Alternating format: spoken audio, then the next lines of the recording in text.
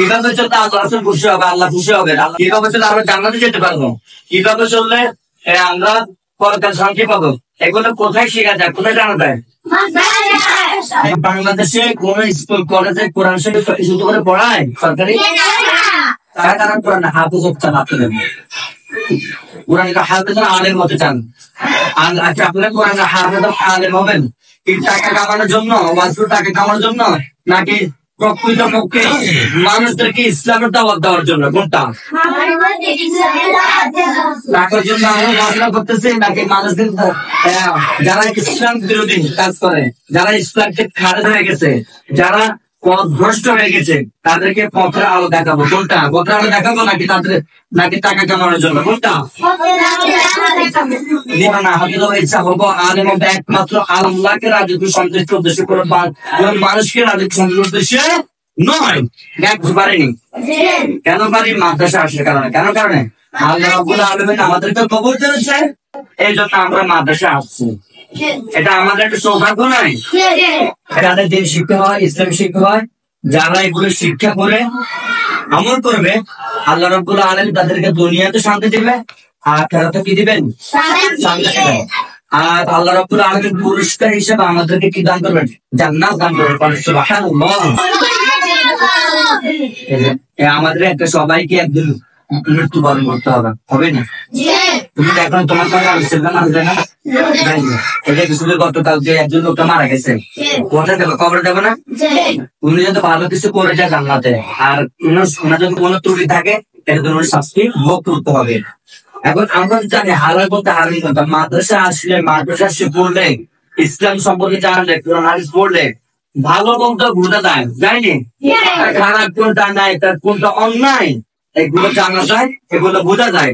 কিভাবে চললে আল্লাহ খুশি হবেন, আল্লাহ রাসূল খুশি হবেন, কিভাবে চললে আমরা জান্নাতে যেতে পারবো, কিভাবে চললে আমরা পরকাল শান্তি পাবো, এগুলো কোথায় শেখা যায়, কোথায় জানা যায়? মাদ্রাসা নাকি স্কুল কলেজে? বাংলাদেশে কোন স্কুল কলেজে কোরআন শরীফ শুধু করে পড়ায় সরকারি? কারণ এখানে স্কুল কলেজে আমরা স্কুল কলেজে পড়তে হবে, হ্যাঁ, তবে মাদ্রাসা অন্তর্গত ক্লাস 3 পর্যন্ত প্লেন আনসার 1 to 3 পড়ে এরপর তুমি স্কুলে যাও, কলেজে যাও, কোনো সমস্যা নাই। কিন্তু প্রাথমিক শিক্ষাটা আমাদেরকে মাদ্রাসায় গ্রহণ করতে হবে। তাহলে আমরা স্কুলে আমরা কি করি? ইঞ্জিনিয়ার হয়, ডাক্তার হয়, বাংলাদেশের হয়, এরপর জজ হয়, ব্যারিস্টার হয়, কোনো সমস্যা নাই। কিন্তু আমি জানবো কোনটা হারাম, কোনটা হারাম। 5 ওয়াক্ত নামাজ আমি পড়তে পারবো, নামাজ শুদ্ধ করে পড়তে পারবো, সূরাটা জানবো, কোরআন শরীফ পড়তে পারবো, আমলও করতে পারবো। তাহলে আমরা দুনিয়া তো শান্তি, আগত শান্তি, দুনিয়া করে আমার জজ ব্যারিস্টার ডাক্তার কোনো সমস্যা নেই। অন্তত প্রাথমিক শিক্ষাটা মাদ্রাসায় নুরানিতে পড়তে হবে, ঠিক কিনা?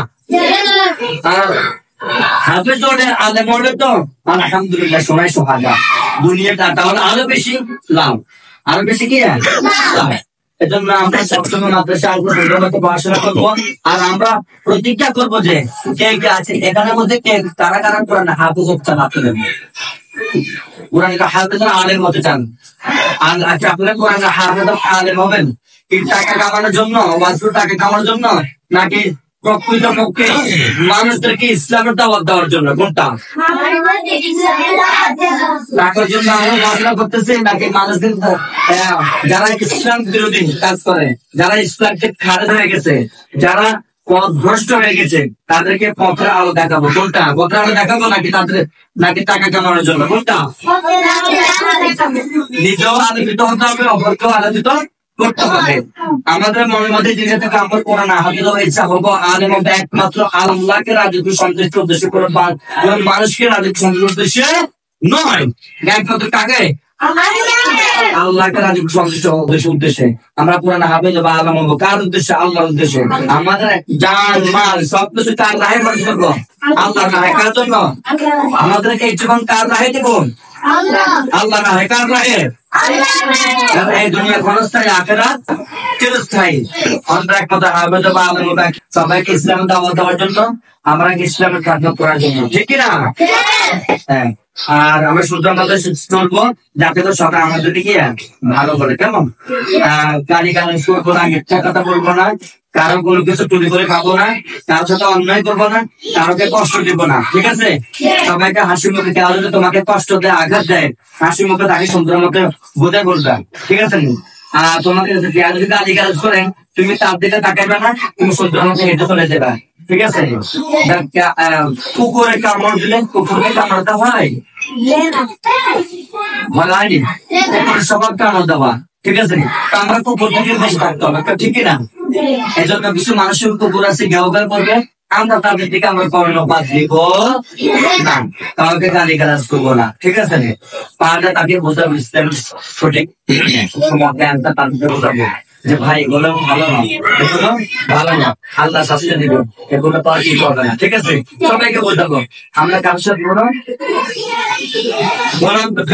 মতো জড়াবো না, আর সুন্দর মতো পড়াশোনা করতে হবে, কেমন? সামনে আমাদের পরীক্ষা আসতেছে, সবাই একটু সুন্দর মতো পড়াশোনা করুন, ওকে? আমার কথা বুঝে আসছে? আমরা সত্যি মতো পড়তে ইনশাআল্লাহ। আবার করেন গান একমাত্র কোরআন হাফেজ হবে, রাখতে আল্লাহ আল্লাহ তোমাদেরকে কবুল করে, সবাই বলেন আমিন। আল্লাহ তোমাদেরকে আপনাকে আলিম হিসেবে কবুল করে, আল্লাহ তোমাদেরকে ভালো আলিম হিসেবে কবুল করো, দিনের দাঁড়ি হিসেবে কবুল করো।